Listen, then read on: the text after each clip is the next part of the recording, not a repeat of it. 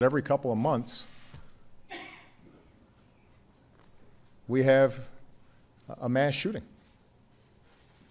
And in terms of, and they can decide whether they consider that stuff happening.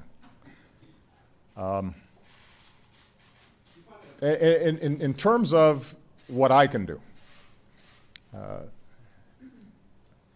I've asked my team, as I have in the past, to scrub what kinds of authorities do we have to enforce the laws that we have in place more effectively to keep guns out of the hands of criminals?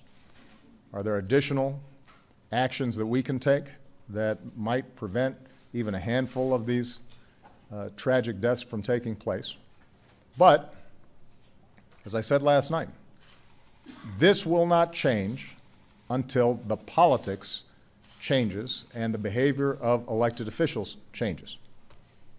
And so the main thing I'm going to do is I'm going to talk about this on a regular basis. And I will politicize it because our inaction is a political decision that we are making. The reason that Congress does not support even the modest gun safety laws that we proposed after Sandy Hook is not because the majority of the American people don't support it. I mean, normally, politicians are responsive to the views of the electorate. Here you've got the majority of the American people think it's the right thing to do. Background checks, other common sense steps that would maybe save some lives. Couldn't even get a full vote. And why is that? It's because of politics. It's because interest groups fund campaigns, feed people fear, and in fairness, it's not just in the Republican Party, although the Republican Party is just uniformly opposed to all gun safety laws. And unless we change that political dynamic, we're not going to be able to make a big dent in this problem. For example, you'll hear people talk about the problem's not guns, it's mental illness. Well, if you talk to people who study this problem, it is true that the majority of these mass shooters are angry young men, but there are hundreds of millions of angry young men around the world. Tens of millions of angry young men. Most of them don't shoot. It doesn't help us just to identify, and the majority of people who have mental illnesses are not shooters. So we can't sort through and identify ahead of time who might take actions like this. The only thing we can do is make sure that they can't have an entire arsenal when something snaps in them. And if we're going to do something about that, the politics has to change.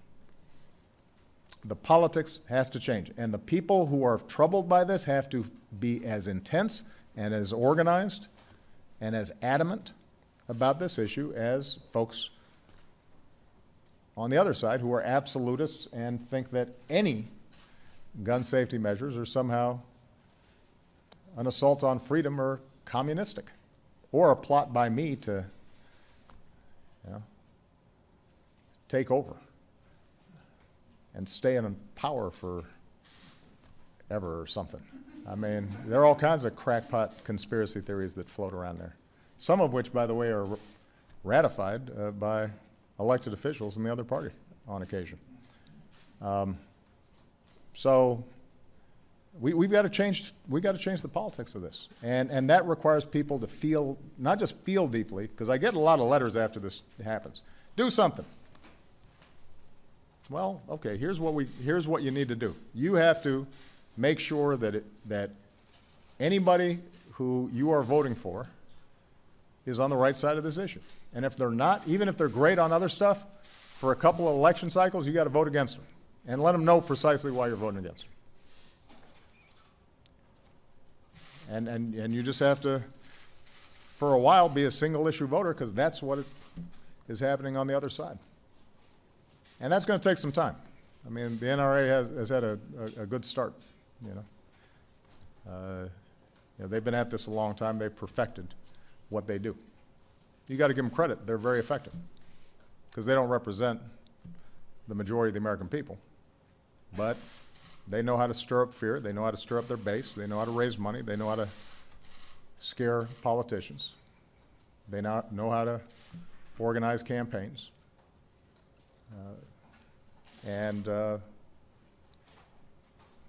American people are going to have to match them in their sense of urgency if we're actually going to stop this.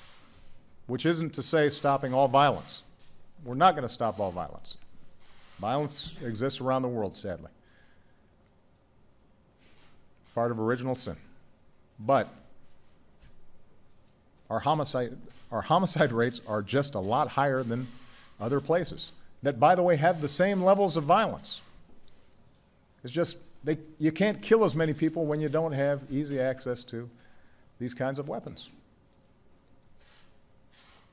And I'm deeply saddened about what happened yesterday, but Arnie's going back to Chicago. Let's not forget, this is happening every single day in forgotten neighborhoods around the country. Every single day. Kids are